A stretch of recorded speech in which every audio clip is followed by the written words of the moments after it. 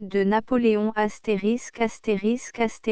premier cahier de la 14e série Suarez de Napoléon cahier de la quinzaine périodique paraissant tous les 2 dimanches Paris 8 rue de la Sorbonne, au rez-de-chaussée quelques œuvres de Suarez au cahier de la quinzaine, 8 rue de la Sorbonne, sur la mort de mon frère, un volume petit in 8, 1904.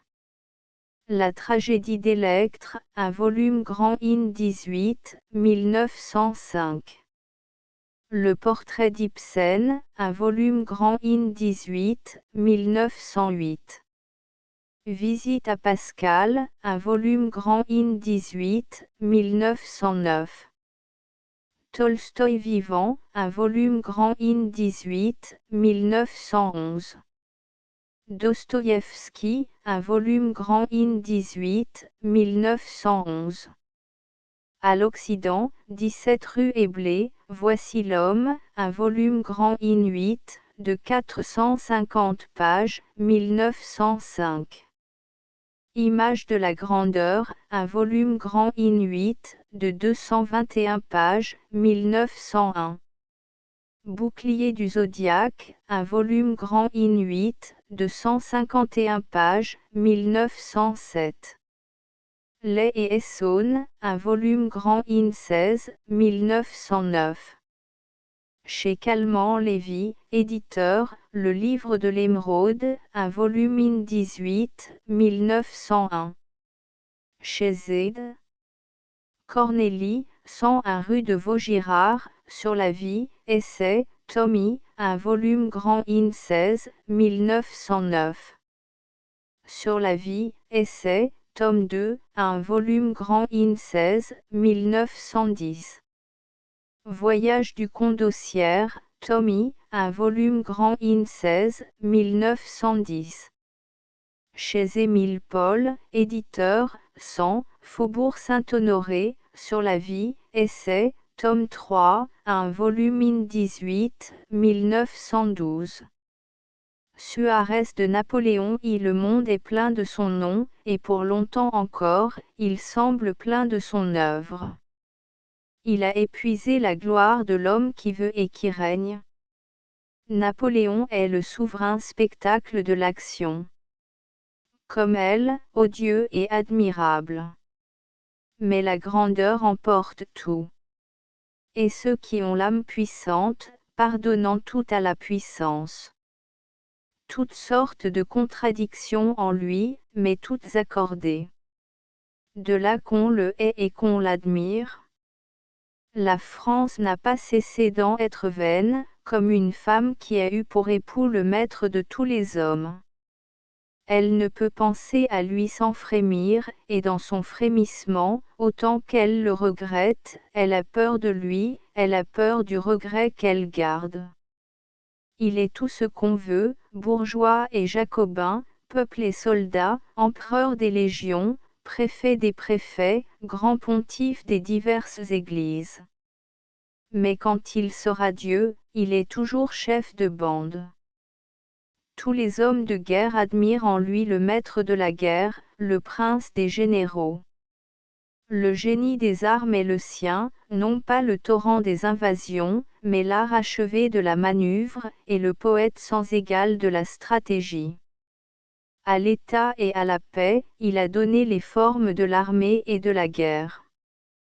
Il a la passion de l'unité, tel est le génie de l'homme seul, sans lien profond qu'à soi-même. 2. Il est l'homme de la révolution, il est donc l'homme du destin. Il accomplit l'œuvre énorme que la révolution lui prépare.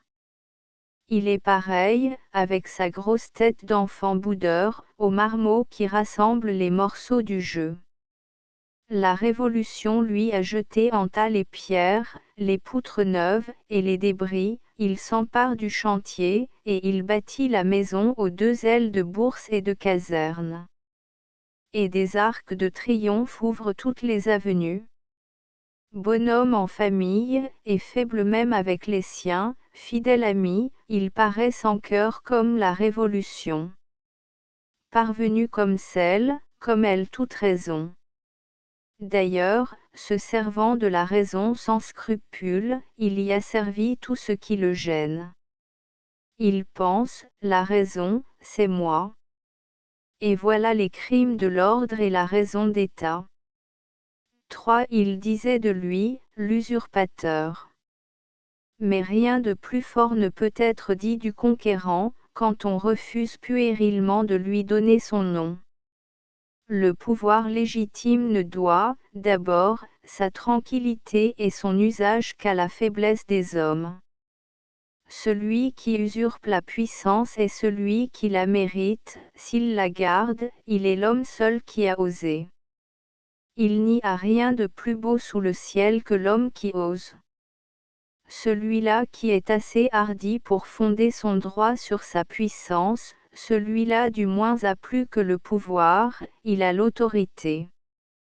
C'est pourquoi, lui qui est la force, il est l'ordre aussi, et l'ordre bien plus même que la force, car l'ordre est le second âge de la force, et tout le blé de l'épi.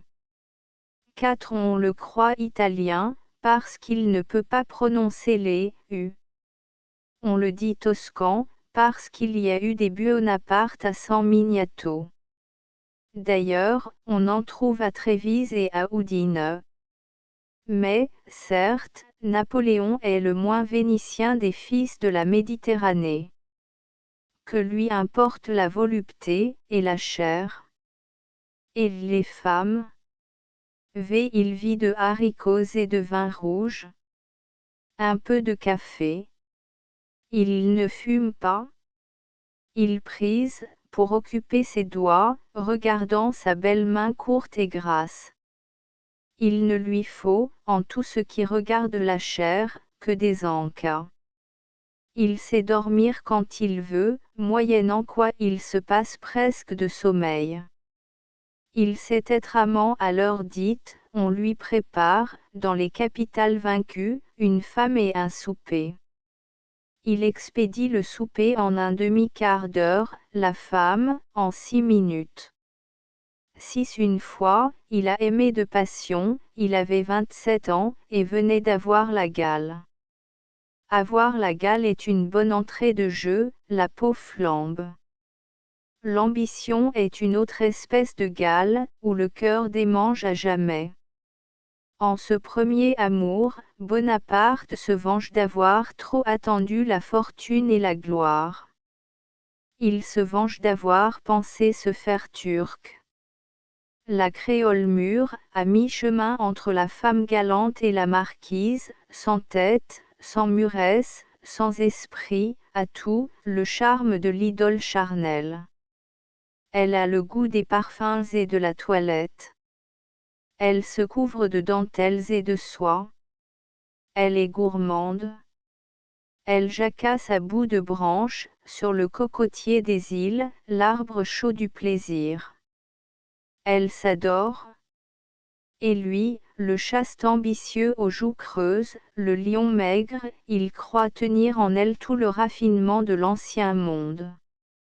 Cet homme qui ne dépense rien pour sa table, rien pour ses habits, rien pour rien enfin, s'imagine de posséder, en cette femme, tout ce qui tente les autres et tout ce qu'ils dédaignent, il s'empare du luxe et de la chair, il croit jouir en elle de toutes les folies, peut-être même jouit-il d'être dupe.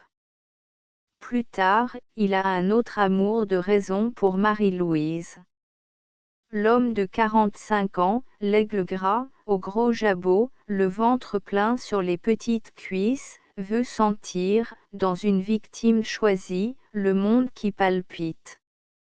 Il jubile de presser entre ses serres la fille des Habsbourg, et il rit de la lèvre pendante qui fait toujours la moue. Ah, s'il avait pu faire un enfant à la fille de Louis XVI. Le mariage, qui a perdu Napoléon, tout de même l'accomplit, alors, il est tout calcul. Qu'il est beau de voir l'homme du fait, le Dieu du réel, ne rien saisir de la réalité qu'en géomètre, qui modèle toutes les formes sur les figures de son esprit. L'amour de tête est l'exercice favori des tyrans. 7. Sans doute, parler du Corse, c'est nommé Napoléon, il faut encore le peindre. La Corse a fait toute sa lignée maternelle. Mais la terre a ses secrets, même si elle fuit tout. Les Corses ne sont pas tous des Bonaparte, si chaque Corse se reconnaît en lui. La Corse est une nation antique, et plus antique même que Rome ou l'Italie du XIIIe. Rien de grec en elle. Mais elle a l'odeur profonde de l'Orient. En mer, par la nuit d'été, le parfum de la Corse enivre les narines, comme la tunique de la Sulamite déployée. C'est une senteur de cédrat et de myrrhe, d'encens, de thym et de cyprès, plus douce que la fleur d'oranger, plus chaude que l'yeu, plus fraîche que les épices, comme si une source coulait sur le bois de santal et le clou de girofle. Dans son exil d'Elbe, chaque soir, le vent d'ouest portait l'odeur vivante de la Corse à Napoléon, tourné vers le couchant. Et, fermant les yeux, il s'en laissait hanter, il s'en faisait bercer, car ce parfum roucoule, pareil à la tourterelle, qui va et vient, et qui enveloppe le solitaire aux écoutes, de son aile à la fois et de son doux gémissement. La Corse est une Phénicie villageoise, au génie punique. Le clan est l'âme de la Corse. Ils vivent par clans, comme il y a 30 siècles. Ils ont la morale du clan, qui est le respect de la force, toujours fidèle au plus fort. Et le plus fort est le plus intelligent. Ce peuple vénère l'intelligence comme le juif ou l'arabe. Pour lui comme pour eux, dans l'intelligence, il y a le succès, la ruse et le juste, l'excuse de la perfidie, au besoin, et l'usage légitime de la violence. Ainsi, la vengeance n'est pas un droit, mais un devoir, et jamais le clan n'y manque. 8. Le Corse est le cousin du Génois, mais non de l'espèce latine qu'on prétend. Les Ligures, grands hommes d'action en tout ordre, depuis Jules II jusqu'à Massini, marins de naissance, pleins d'astuces et de ressources, volontaires et rusés, fourbes parfois et souvent prophètes, animés de l'esprit qui devance les temps, et qui les précipite sus aux actes, ils sont romains par la culture et l'élection, non pas d'instinct ni d'origine. Ligure, Corse, Napoléon a le génie punique dans toute sa puissance. C'est le Carthaginois consul de Rome. C'est le nouvel Hannibal, l'épée dans une main, et de Code dans l'autre. 9. Napoléon est l'homme du clan, mais son clan est le noyau du monde. Égoïste comme la conquête, comme la possession de la toute-puissance, égoïste au point qu'il ne paraît plus l'être. Car il est seul de son bord, et sur l'autre, tout le reste des hommes, la matière où travaille sa volonté. Il traite la Révolution, la France, et l'Europe comme un village allié, ou un village ennemi qu'il a conquis pour sa famille. Quand l'Europe lui échappe, il lui reste la France, quand la France, les débris de la grande armée, quand l'armée, l'île d'Elbe, et quand l'île d'Elbe, s'est geôlier dans l'enfer de Sainte-Hélène. Et là même, il fait main basse sur la postérité. Nature naïve dans l'amour de soi jusqu'à la simplicité. Cette simplicité nourrit la force. Maître du monde, le dieu du clan fait figure de grand bourgeois, tant il administre avec une parfaite économie son empire et son Olympe de gloire. Simplicité qui déconcerte l'analyse, le moi plus fort et plus plein, plus continu que tous les éléments qui le composent. Tout lui est objet, à prendre, à manger, à garder ou à briser, c'est l'idée d'un enfant qui joue avec la vie universelle, ne doutant jamais de soi, et par là donnant crédit à toute chose, car les choses ne sont rien que par rapport à l'usage qu'il en fait. Magnifique simplicité, toute contraire à celle de l'artiste. comme il pense, il se décide, il prend parti, comme il prend contact, jamais il ne s'oublie. Jamais il ne sort de sa ligne. Il est le chêne corse, qui peut croire toute la terre faite uniquement pour ses racines, et le ciel uniquement pour lui dispenser le soleil et la pluie. Jamais homme ne fut si peu de l'Occident. Il n'était pas vulnérable à la tête ou au cœur, ni même aux talons, comme tous ceux que le rêve a trempés, dès la naissance, dans la vague atlantique. Soit, et, du moins, qu'on regarde en face les moyens de la conquête. Qu'on ne marchande jamais à la victoire, le droit d'être égoïste, car la victoire est la seule charité de l'action. Où donc est l'unité de cet homme, en qui l'unité est si forte. On est maître dans l'action, à la mesure où l'on est un. Nul n'en a l'instinct plus que lui, le grand punique. Napoléon est l'homme de la valeur, en tout ordre, en tout lieu, en tout temps. Personne n'a connu comme lui la valeur de tout objet, de toute idée, et de tout acte. Il est une prodigieuse machine à peser des valeurs, hommes et événements. Peser, penser. Il place tout sur ses balances, et il n'a que faire de ce qui ne s'y laisse pas placer. Il n'est pas mathématicien, il est l'arithmétique incarnée. Au soir de Friedland, 20 000 morts, 60 000 blessés, c'est lui qui dit, une nuit de Paris réparera tout cela. Il n'est pas aveugle, il n'est pas insensible, il a vu sur ce charnier énorme, il en a la puanteur au nez. On était en juin. Mais ni l'horreur, ni la tristesse, ni la putréfaction, ni les cris des mourants ne l'occupent. Son affaire est ailleurs, ayant considéré l'immense carnage, il l'a pesé, puis il l'a compensé, selon les règles de son arithmétique, laquelle est sa justice. Aussitôt qu'il pèse, il compense. Et non moins sûrement, il récompense. 12 La guerre, calcul des masses, est le calcul suprême des valeurs, dans l'ordre des corps. Celui qui commande à la guerre, commande à tous les marchés. Il règne sur les valeurs de la matière, il donne l'étalon légal à toutes. C'est pourquoi le plus grand des hommes né pour peser les valeurs et les fixer, Napoléon, est aussi le plus grand des hommes de guerre. Il a tout engagé dans la guerre, quand il l'a fallu, et depuis Napoléon, à la guerre il y va, pour un peuple, de la vie et de la mort. La guerre est l'opération qui les enferme toutes, elle est le maître temporel entre les intérêts et les nations. 13 Ce grand juge de la valeur, en conquérant qui a besoin de la vie des autres hommes, devait faire de la valeur militaire la valeur par excellence. Et le courage, en effet, est la plus haute valeur à ses yeux. Le chef de guerre n'est rien sans la valeur des soldats, voilà le pire ennui pour Alexandre.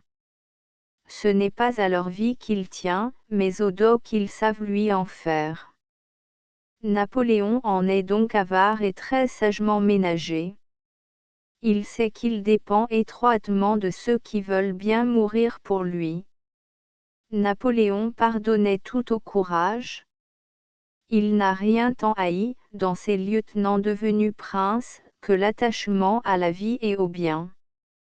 Il ne concevait pas que ces forts parvenus, à 45 ans et à 50, ne voulussent plus risquer leur vie et tous les biens de la vie sur un coup de dé, comme ils avaient fait à 30 ans, pour acquérir la gloire et la fortune.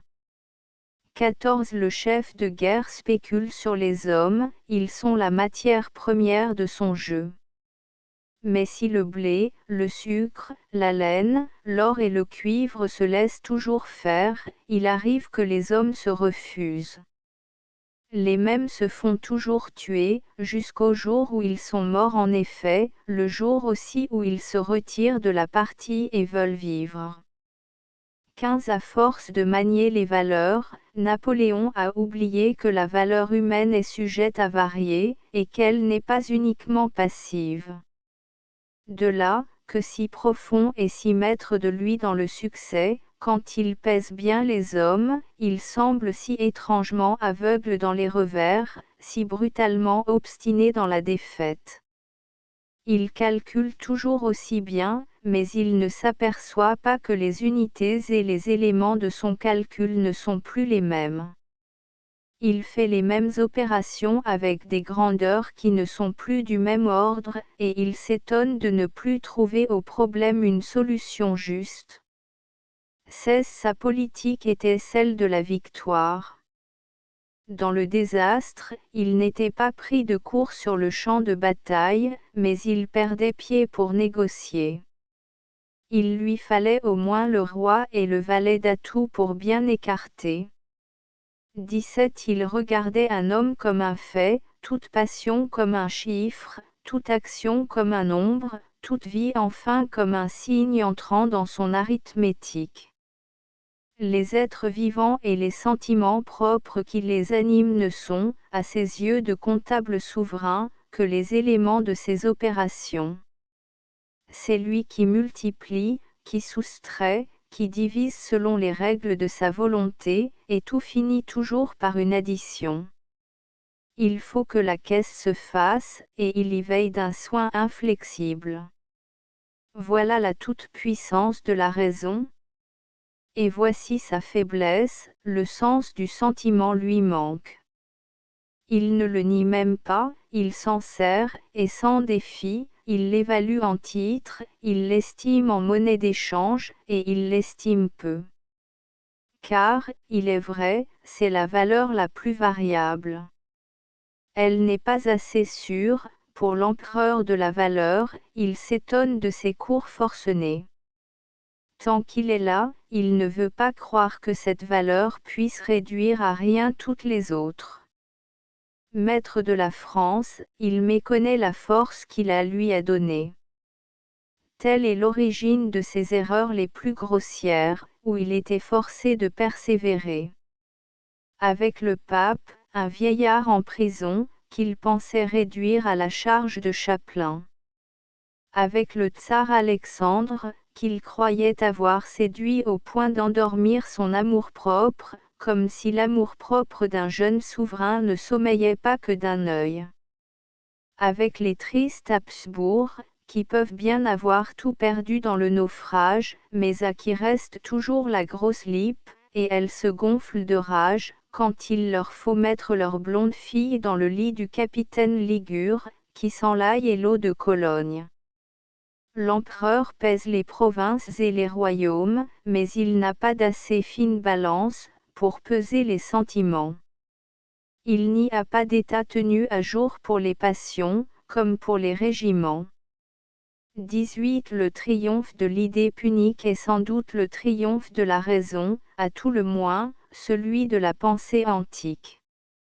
On peut toujours ramener les espèces de la raison à des valeurs en quantité. Plus que jamais, ici, Napoléon est le fléau de la Révolution, battant le blé du monde. Car la Révolution est un essai à fonder le genre humain sur la raison et les valeurs de la raison. La raison souveraine ne considère que des nombres, maîtresse absolue, elle est une table des valeurs toujours au courant. Elle nommait, précisément, que la vie, les sentiments et les passions. 19 Dans la paix, Napoléon s'exerce à la guerre par l'implacable exercice de la raison. Il est admirable, comme un été fondé sur la raison, se gouverne par les maximes de la force. Sa loi est sans pitié. XX La connaissance de l'or et du pouvoir véritable dépend de la raison. Par la haine qu'on lui voit des voleurs domestiques, des parasites, de la concussion, on sent que le respect de l'or était dans Napoléon une habitude dominante. Nul n'aimait moins la fortune pour soi-même, mais il avait pénétré le sens de l'or. Il n'aime pas l'or comme un avare. L'avare est l'esclave du cygne.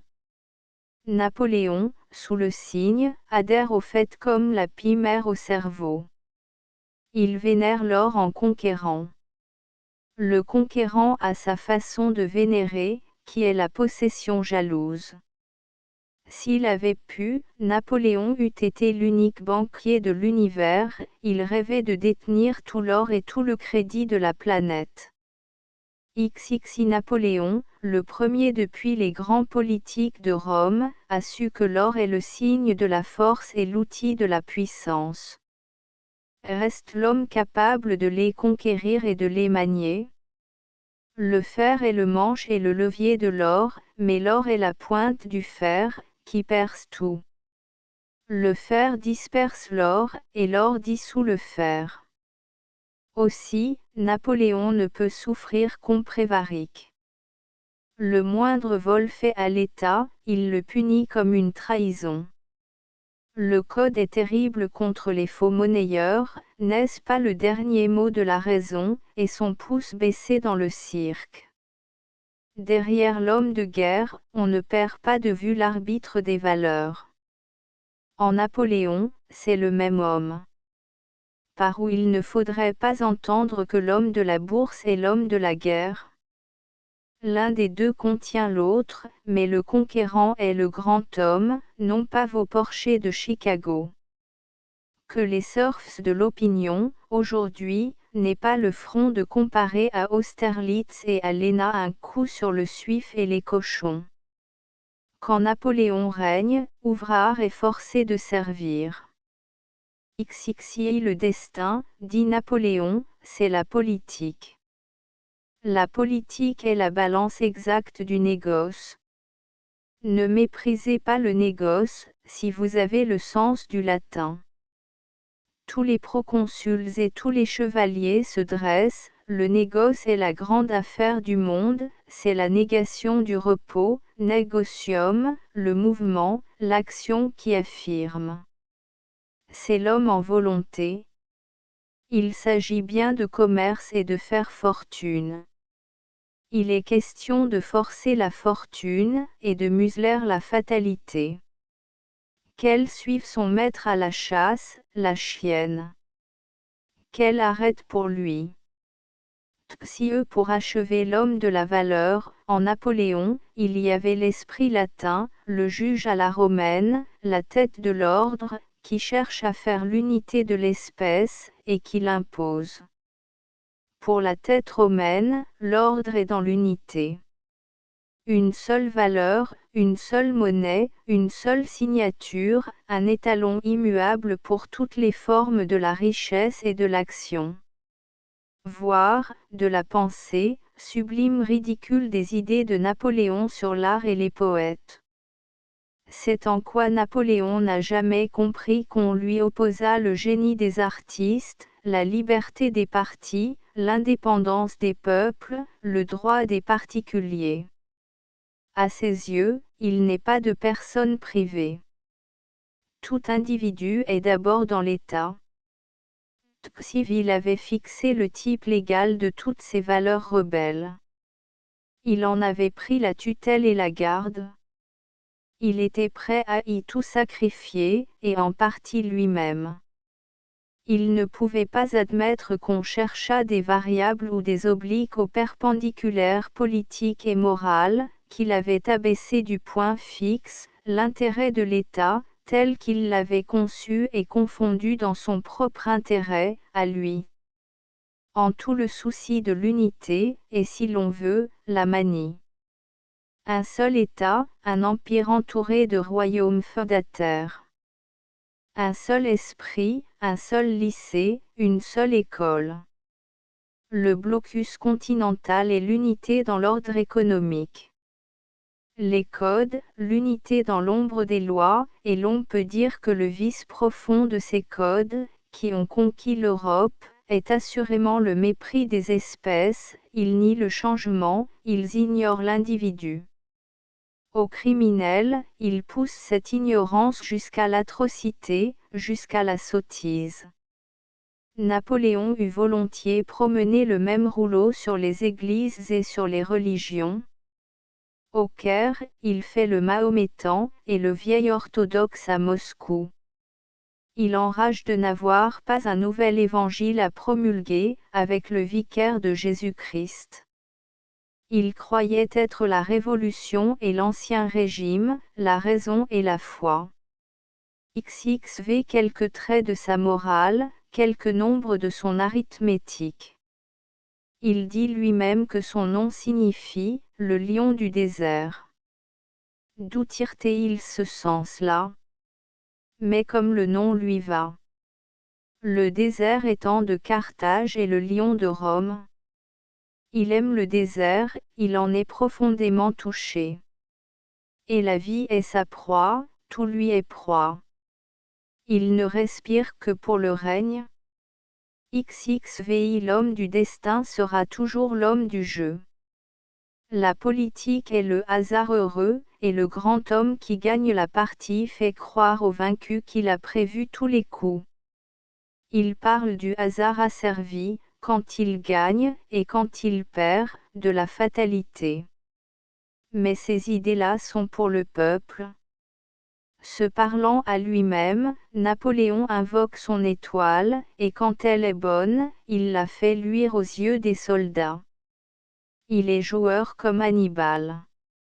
À tout moment, l'on sent qu'il ne croit pas plus à sa fortune qu'à rien autre. Mais non pas moins. Il croit aux coups de dés, et surtout qu'on peut toujours les piper, avec l'aide de la fortune, qui est le hasard complice. La fortune d'un conquérant est toujours soumise à quelques coups de dés extraordinaires. Lui-même, c'est son génie de les tenter. Le grand César n'a pas craint d'en faire l'aveu, parce qu'il avait tous les querigeuses. Tocqueville Napoléon parle de son étoile, comme un fidèle parle de son patron. Il la loue, il la vante, il l'accuse. Je suis sûr qu'il l'a pris. Quel joueur n'est pas superstitieux? Napoléon a ses fétiches et ses secrets pour conjurer le mauvais sort.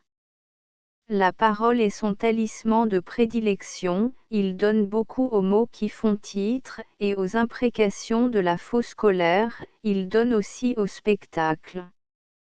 Toute sa comédie avec le pape et avec les rois, j'y vois une cérémonie magique.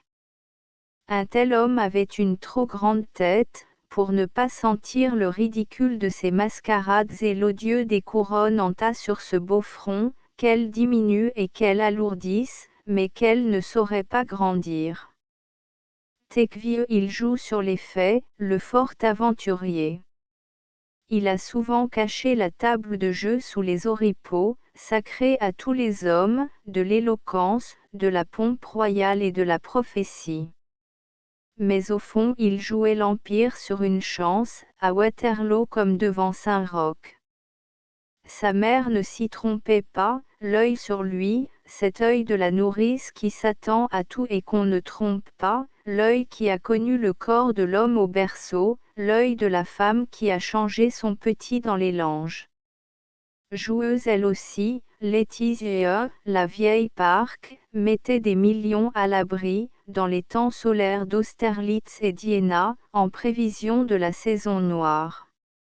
Et elle osait dire de ses fils, tous ensemble en peloton, le grand avec les petits, comme ils sont mêlés sur la quenouille d'une mère, ils seront bien contents plus tard, que je sois là. Cela ne durera pas, quelle parole! Et quelle perspective! Un arc de triomphe qui mène à un cachot. De toutes les idées, la dernière qui fût jamais venue à l'un de nos rois, le hasard, maître du prince, et roi des rois. On ne peut pas gagner toujours, et il faut admettre que l'on perde. Txixi. Le mot de la chance. C'est l'étendard du jeu. Le mot qui flotte, le mot qui palpite, le mot qui tombe. Si. La conjonction de la volonté et du pouvoir, le nœud du fait à l'hypothèse, et du présent à l'avenir. Le mot qui revient sans cesse dans les propos de Napoléon, si j'aurais pacifié tous les partis. J'aurais réconcilié les hommes et les siècles. J'aurais fait le bonheur de la France. J'aurais changé la face du monde. Si, si, si. Ce grand réaliste rêve par moi et par-ci, à l'infini. Et sans cesse, en tout, pour faire l'ordre, il lui faut changer la face du monde. XXX quel autre moyen que la force? Le grand artiste ne vit que pour posséder le monde et le refaire à sa guise. Napoléon est le poète de l'action, la guerre est son art magnifique. Il pétrit la glaise humaine, il modèle dans le vif de la masse chaude, dans la chair et la pourpre du sang. XXX il était fort causant, mais jamais sans dessein. Il fait parler les autres, pour apprendre ce qu'il veut savoir. Dès qu'il le sait, l'entretien n'est plus pour lui, ayant une opinion, qu'une escarmouche où il l'impose, et parfois un combat. Telle est la causerie à Ninive, un plaisir sans contradiction. Truquille puissance de l'imagination, il la connaît, mais non pas assez en lui. À tout instant, il croit ce qu'il veut, il se voit lui-même comme il s'imagine. Et telle est sa force, sur les faibles, qu'on le voit encore comme il a voulu qu'on le vit. Il y a de quoi rire et de quoi admirer, quand il parle de son amour pour la paix, de tout ce qu'il y voulait faire.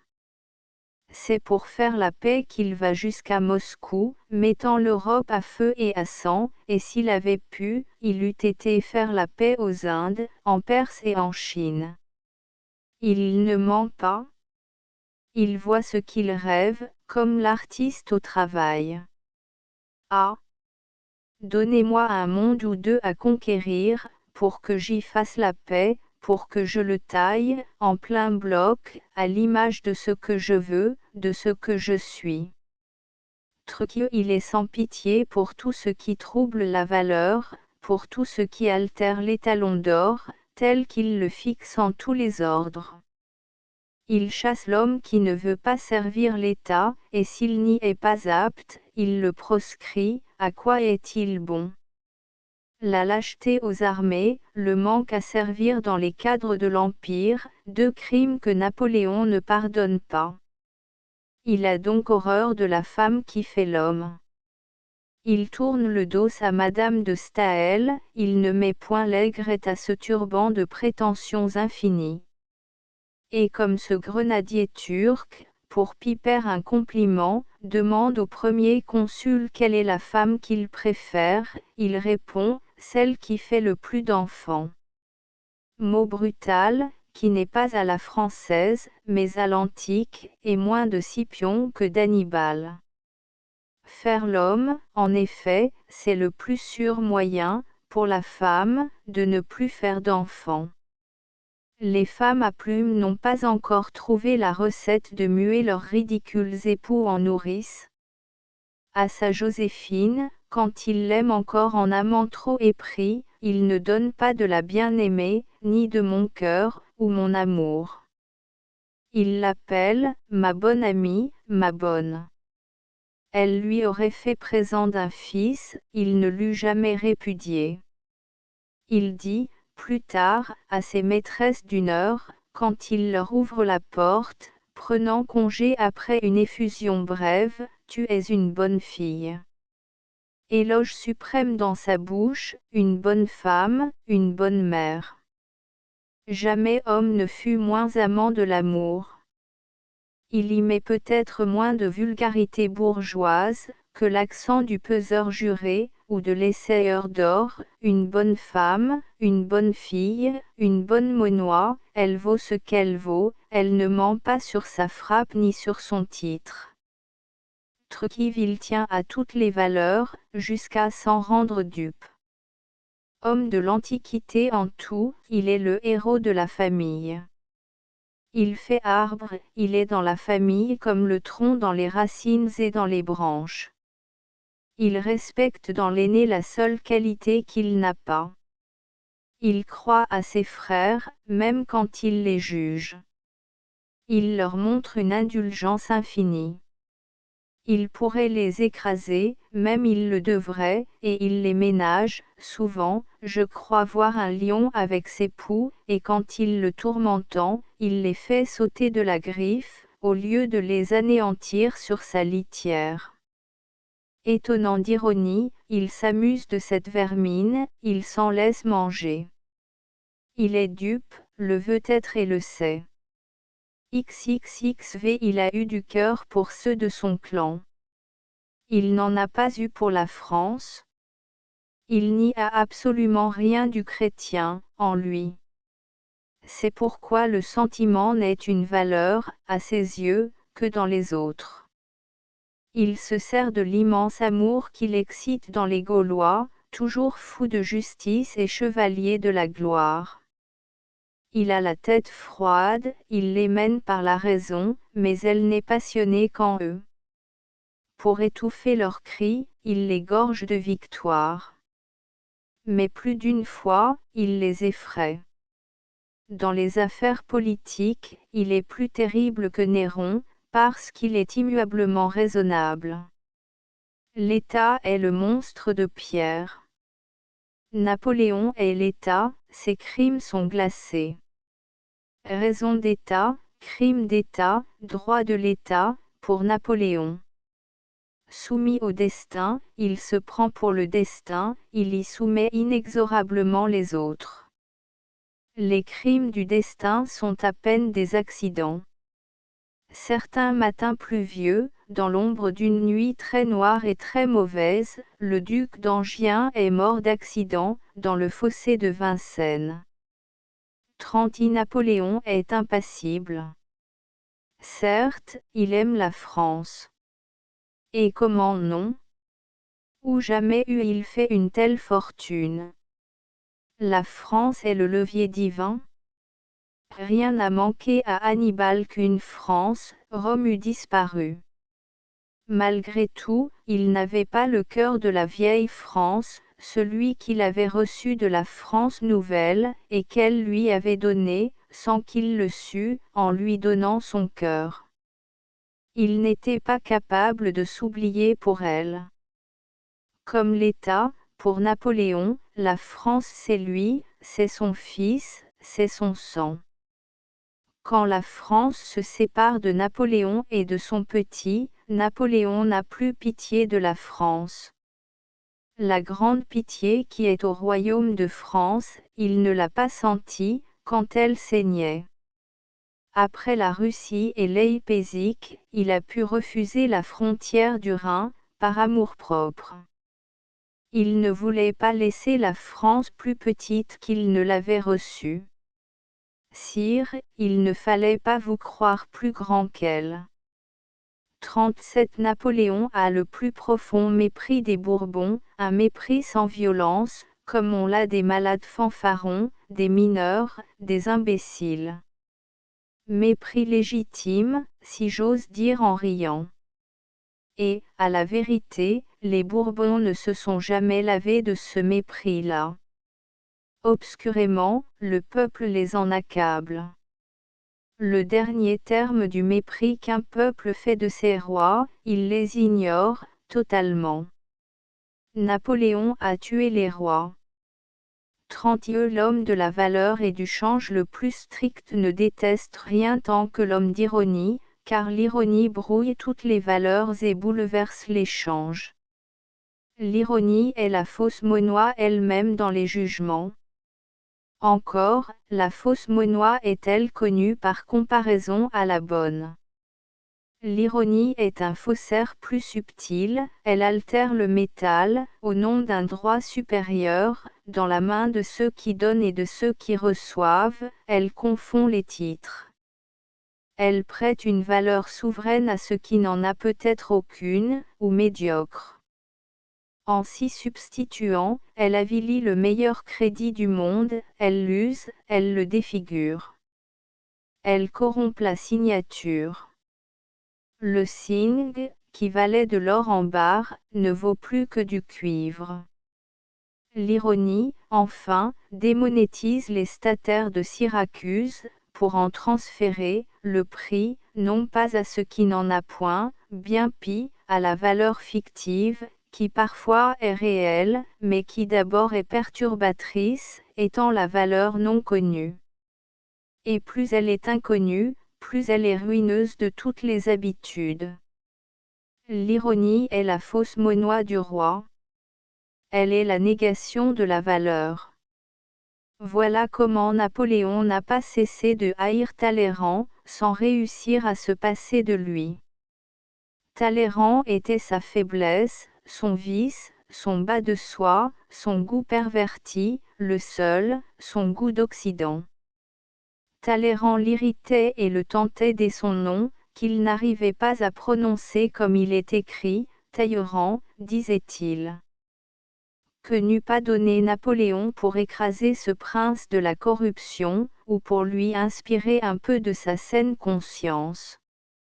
Mais l'intelligence glacée du maudit boiteux échappait aux reproches, cet esprit reste incorruptible dans toutes les putréfactions de l'action et des muresses. Il se dérobe même au mépris, par le mépris supérieur du sceptique et de l'égoïste accompli. Il émousse la violence du tyran par le masque impassible qu'il oppose aux offenses, et il est plus fort que la menace, plus fort que les coups, mettant entre eux et lui la distance cruelle de l'ironie, et l'éloignement infini d'une politesse qui ne fut jamais prise en défaut, et qui ne livre rien de soi. À toute heure, Napoléon déconcerté perdait pied devant Talleyrand, et grondant contre lui, il était séduit, effrayé peut-être par ce démon de l'ironie secrète. À toute heure, il s'étonnait avec rage d'en souffrir la présence, et de ne l'avoir pas encore anéanti. Truquix, il faut un paysan français, et surtout un paysan du Midi, pour comprendre tout ce que Napoléon a été, tout ce qu'il a reçu de la France, tout ce qu'il lui a donné, et tout ce qu'il lui a permis de rendre en échange. Napoléon est, comme Jeanne d'Arc, une occasion suprême de la race. Mais Jeannette est de la race, et Napoléon non pas. Tandis que Jeanne d'Arc porte tout l'idéal de la nation, au point de créer la nation même, c'est la nation qui donne son idéal à Napoléon, et qui l'en charge. Il en devrait être accablé, et ne l'est pas. Il n'abdique pas son génie propre. Napoléon est une force sublime, mais sans amour. L'idéal de la France est infiniment plus fort que lui, et tout de même sublime. Il n'est qu'un homme, après tout, et elle, même après lui, elle dure. Rien ne dure que par l'amour. Quand l'armée du Midi a élu Napoléon pour son maître et son idole, il y avait un conquérant en chacun de ces paysans maigres, à l'échine de chat, allant par bons et par rires, sans rardes et sans souliers. Peu importe le pillage, l'amour à la hussarde, les muresses grossières, la violence des camps, et tous les crimes de la guerre. Chacun de ces laboureurs bruns était une flamme vivante. Elle brûlait pour le Messie, pour la justice et pour la raison, comme il l'appelait. Sont ceux-là des mots vides, au cœur de ces fils de la terre? Des mots? Non, les pavillons de la France libre et délivrant le genre humain, la même France, les mêmes étendards qui proclamaient, sous Jeanne d'Arc, Jésus est le roi. Napoléon n'a point d'égal, tant qu'il s'égale au génie de la France. S'il parle pour soi-même, pour sa maison, pour son ordre, la France se détourne de lui. Plus grand, sans doute, de s'être perdu ainsi.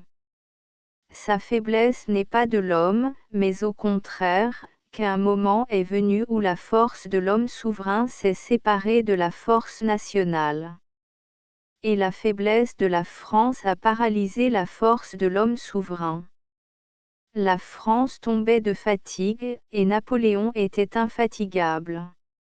Voilà où ce grand homme de la valeur a perdu le sens de la valeur. Qu'il meure d'ulcère ou du ventre ou du foie, nul ne fut plus sain que celui-là, il meurt de ne plus être.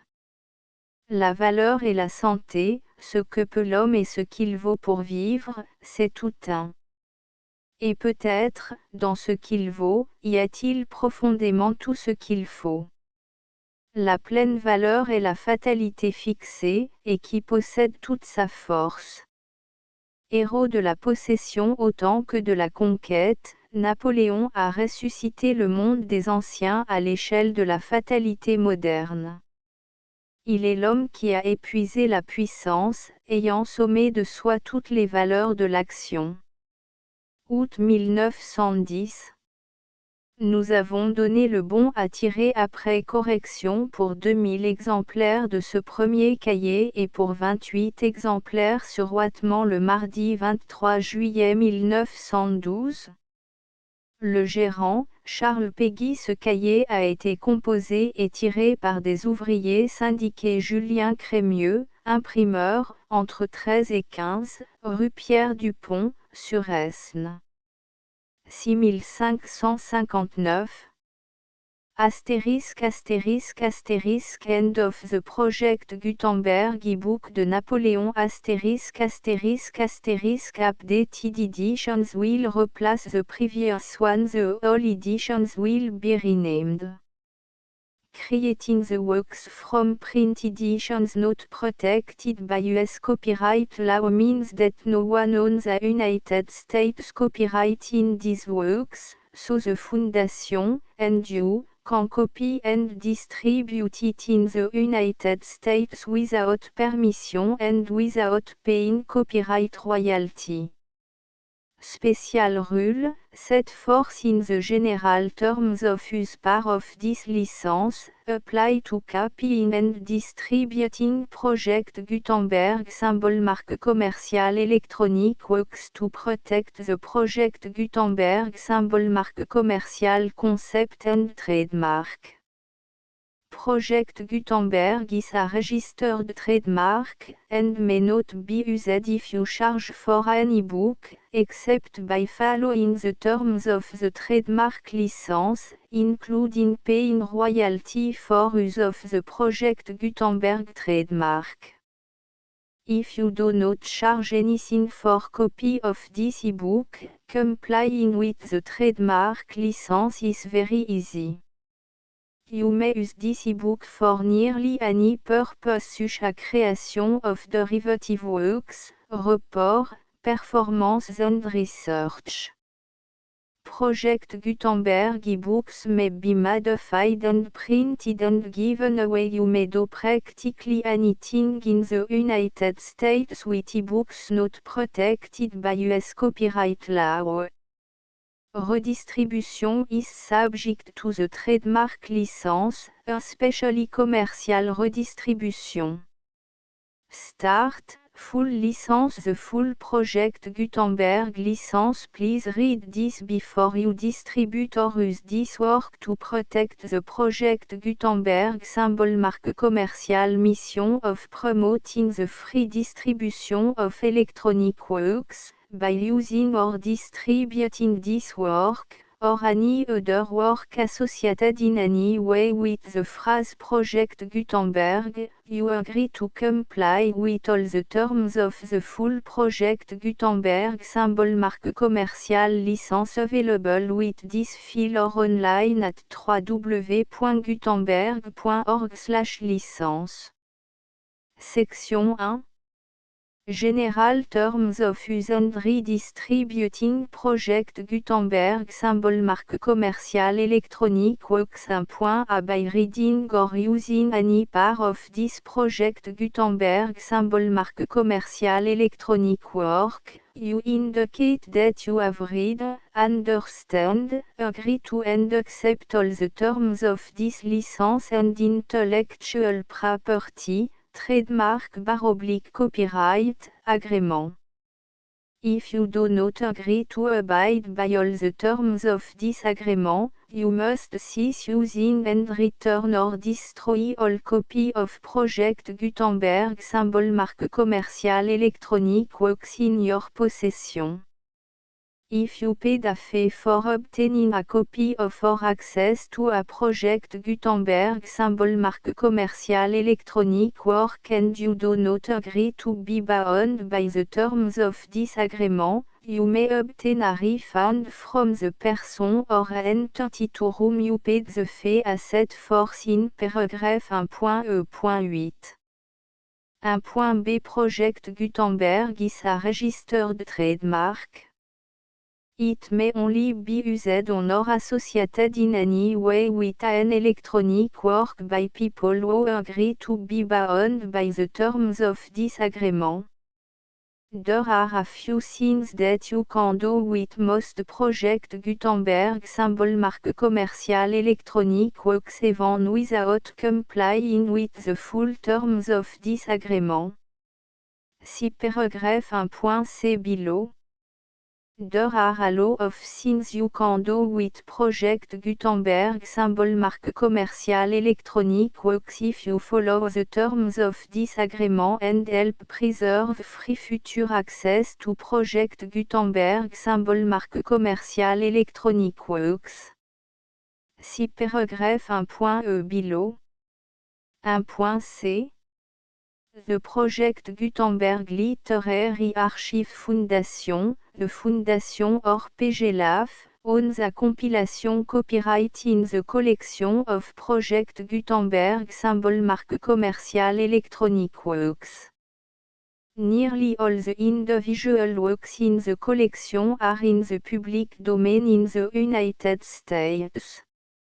If an individual work is unprotected by copyright law in the United States and you are located in the United States, we do not claim a right to prevent you from copying, distributing, performing, displaying or creating derivative works based on the work alone as all references to Project Gutenberg are removed.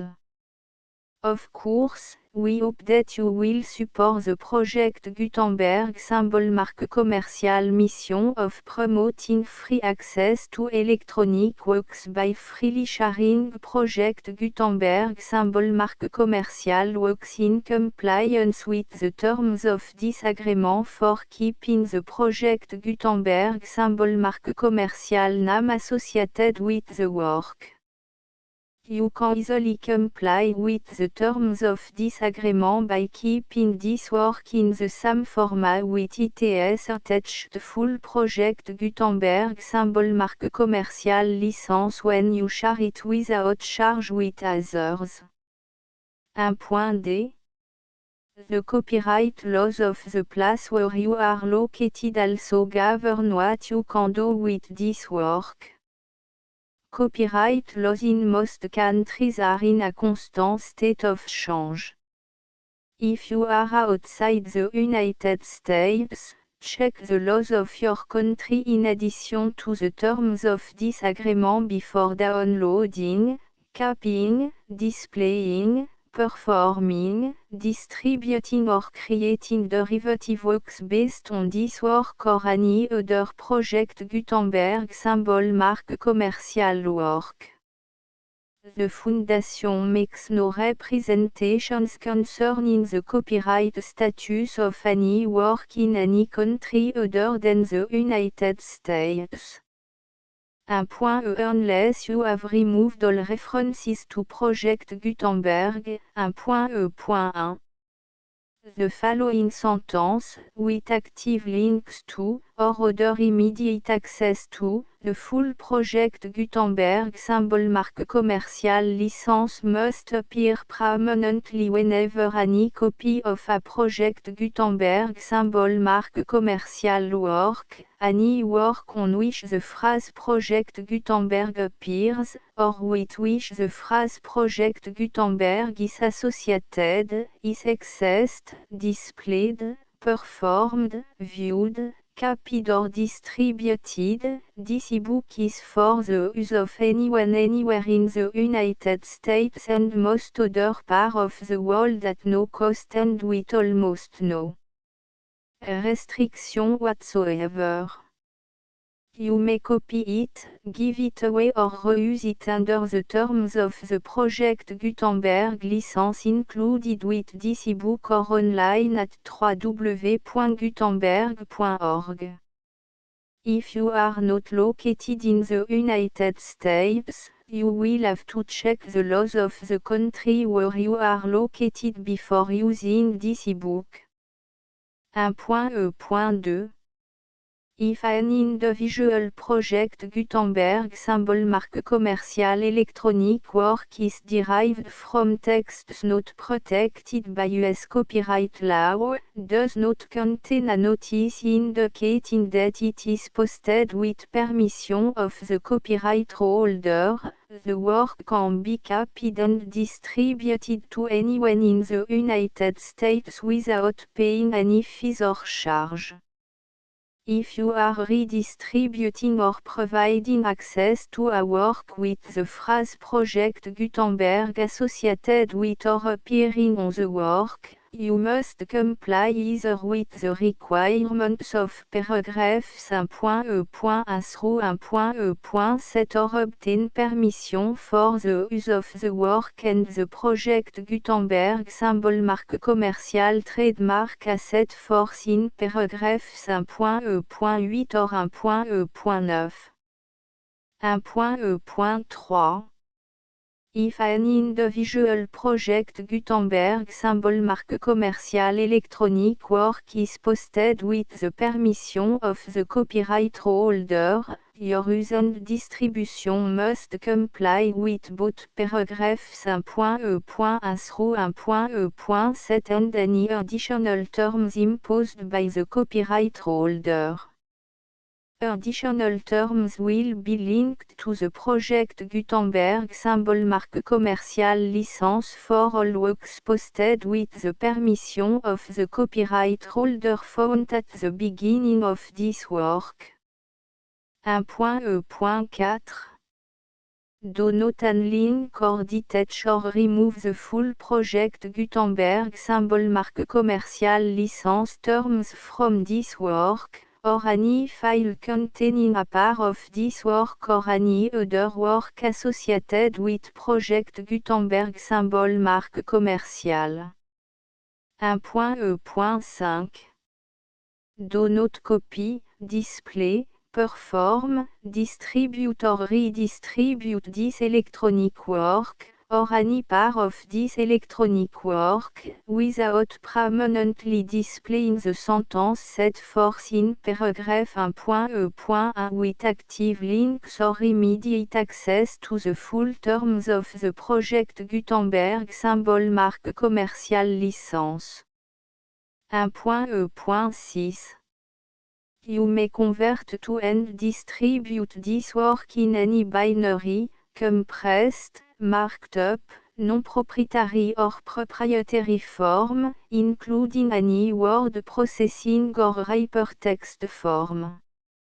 However, if you provide access to or distribute copy of a Project Gutenberg symbol marque commercial work in a format other than plain vanilla ASCII or other format used in the official version posted on the official Project Gutenberg symbol marque commercial website, www.gutenberg.org you must, at no additional cost, fee or expense to the user, provide a copy, a means of exporting a copy, or a means of obtaining a copy upon request, of the work in its original plain vanilla ASCII or other form.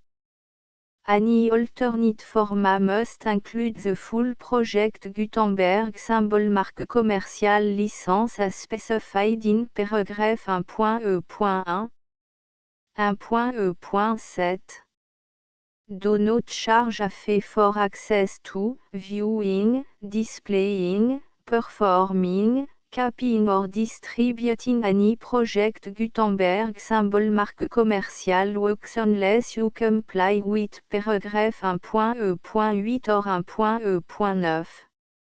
1.e.8 You may charge a reasonable fee for copy of or providing access to or distributing project Gutenberg symbol marque commerciale electronic works provided that you pay a royalty fee of 20% of the gross profit you derive from the use of project Gutenberg symbol marque commerciale works calculated using the method you already use to calculate your applicable tax. The fee is owed to the owner of the project Gutenberg symbol marque commerciale trademark. Bu et HAS agreed to donate royalty under this paragraph to the project Gutenberg Literary Archive Foundation. Royalty payment must be paid within 60 days following each date on which you prepare, or are legally required to prepare, your periodic tax returns. Royalty payment should be clearly marked association to the project Gutenberg Literary Archive Foundation at the address specified in section 4, Information about donation to the project Gutenberg Literary Archive Foundation. You provide a full refund of any money paid by a user who notifies you in writing, or by email, within 30 days of receipt that /et does not agree to the terms of the full project Gutenberg symbol marque commerciale license. You must require such a user to return or destroy all copy of the works possessed in a physical medium and discontinue all use of and all access to other copy of project Gutenberg symbol marque commerciale works. You provide, in accordance with paragraph 1.f.3, a full refund of any money paid for a work or a replacement copy, if a defect in the electronic work is discovered and reported to you within 90 days of receipt of the work. You comply with all other terms of this agreement for free distribution of project Gutenberg symbol marque commerciale works. 1.e.9 If you wish to charge a fee or distribute a project Gutenberg symbol marque commerciale electronic work or group of works on different terms than are set forth in this agreement, you must obtain permission in writing from the project Gutenberg Literary Archive Foundation, the manager of the project Gutenberg symbol marque commerciale trademark. Contact the Foundation as set forth in section 3 below. 1.f.1.f.1 Project Gutenberg volunteers and employees expend considerable effort to identify, do copyright research on, transcribe and proofread works not protected by US copyright law in creating the project Gutenberg symbol marque commerciale collection. Despite these efforts, Project Gutenberg symbol marque commerciale electronic works, and the medium on which they may be stored, may contain defects such as, but not limited to, incomplete, inaccurate or corrupt data, transcription errors, a copyright or other intellectual property infringement, a defective or damaged disk or other medium, a computer virus, or computer code that damage or cannot be read by your equipment. 1.f.2 Limited warranty, disclaimer of damage, except for the right of replacement or refund described in paragraph 1.f.3, The Project Gutenberg Literary Archive Foundation, the owner of the Project Gutenberg symbol mark commercial trademark, and any other party distributing a Project Gutenberg symbol mark commercial electronic work under this agreement, disclaim all liability to you for damages, costs and expenses, including legal fees. You agree that you have no remedy for negligence, strict liability, breach of warranty or breach of contract except those provided in paragraph 1.f.3. You agree that the Foundation, the trademark owner, and any distributor under this agreement will not be liable to you for actual, direct, indirect, consequential, punitive or incidental damages even if you give notice of the possibility of such damage.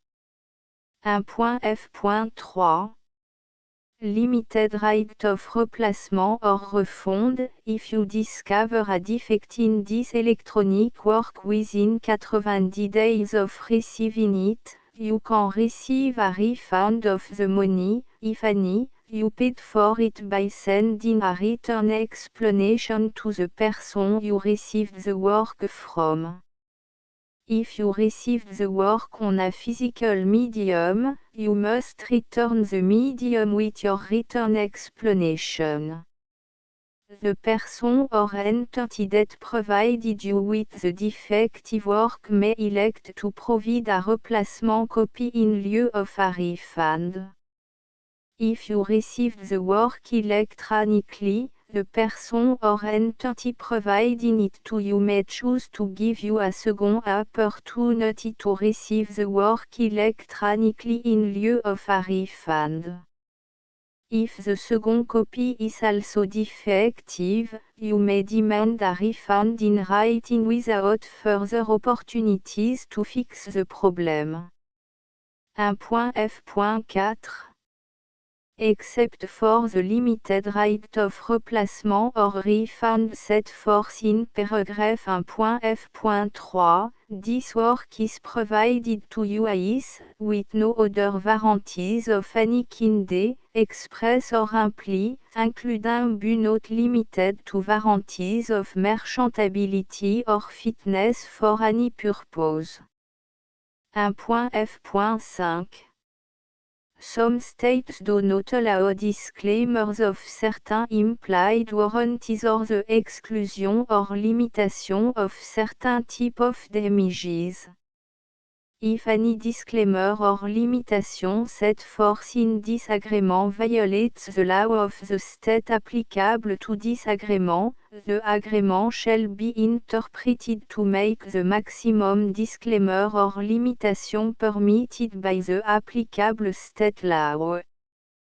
The invalidity or unenforceability of any provision of this agreement shall not void the remaining provision.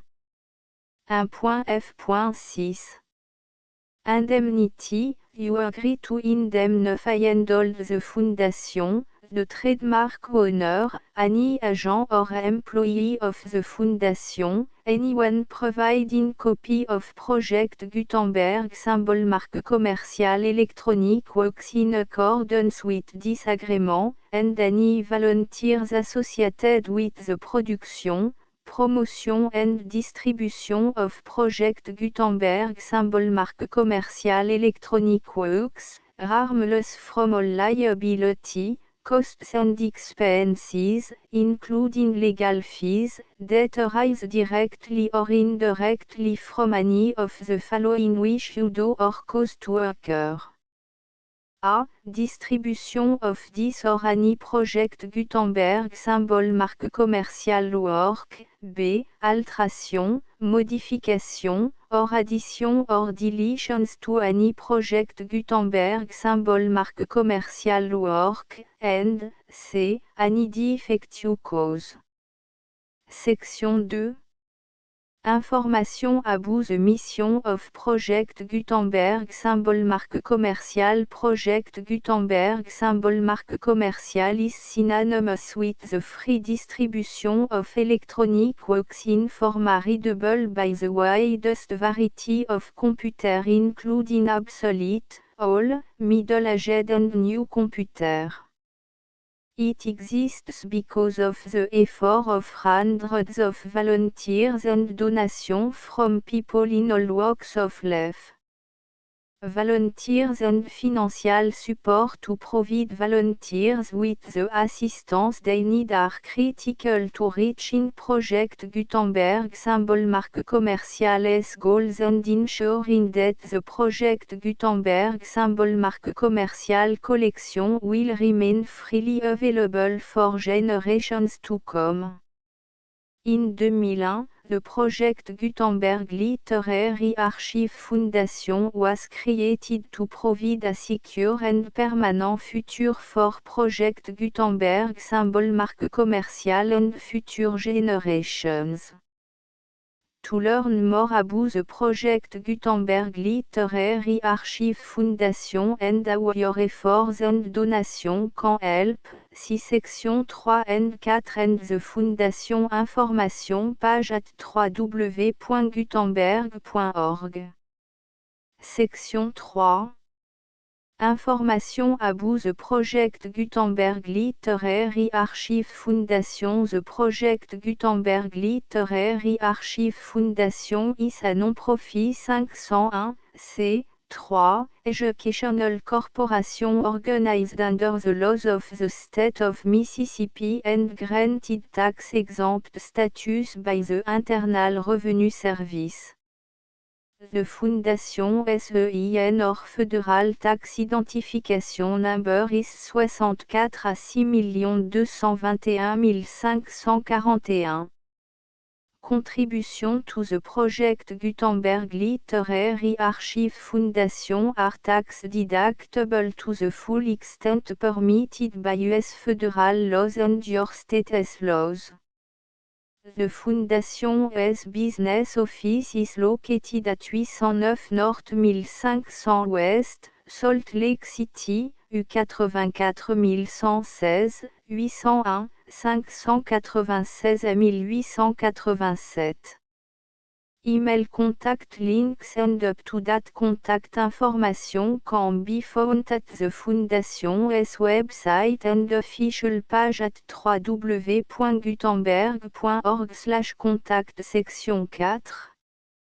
Information about donation to the Project Gutenberg Literary Archive Foundation. Project Gutenberg symbol marque commercial depends upon and cannot survive without widespread public support and donation to carry out its mission of increasing the number of public domain and licensed works that can be freely distributed in machine-readable form accessible by the widest array of equipment including outdated equipment.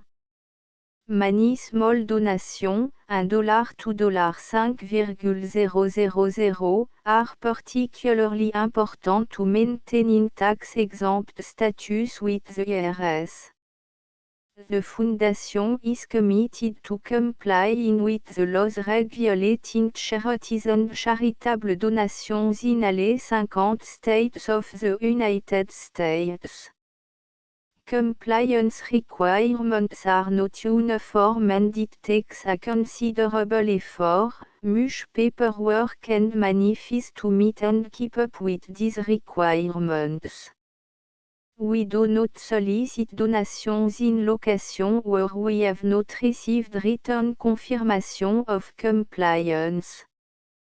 To send donation or determine the status of compliance for any particular state, visit www.gutenberg.org/donate. While we cannot and do not solicit contribution from states where we have not met the solicitation requirements, we know of no prohibition against accepting unsolicited donation from donors in such states who approach us with offers to donate. International donations are gratefully accepted, but we cannot make any statements concerning tax treatment of donations received from outside the United States. US laws alone swamp for small staff. Please check the Project Gutenberg web page for current donation methods and addresses. Donations are accepted in a number of other ways including checks, online payments and credit card donation. To donate, please visit www.gutenberg.org/donate. Section 5. Général Information About Project Gutenberg Symbol Marque Commerciale Electronic Works Professor Michael S. R. was the originator of the Project Gutenberg Symbol Marque Commerciale concept of a library of electronic works that could be freely shared with anyone. For 40 years, he produced and distributed Project Gutenberg symbol marque commercial e-books with only a loose network of volunteer support. Project Gutenberg symbol marque commercial e-books are often created from several printed editions, all of which are confirmed and not protected by copyright in the US unless a copyright notice is included. Thus, we do not necessarily keep ebooks in compliance with any particular paper edition. Most people start at our website which has the main page search facility, www.gutenberg.org. This website includes information about Project Gutenberg symbol marque commerciale, including how to make donation to the Project Gutenberg Literary Archive Foundation, how to help produce our new ebooks, and how to subscribe to our email newsletter to read about new ebooks.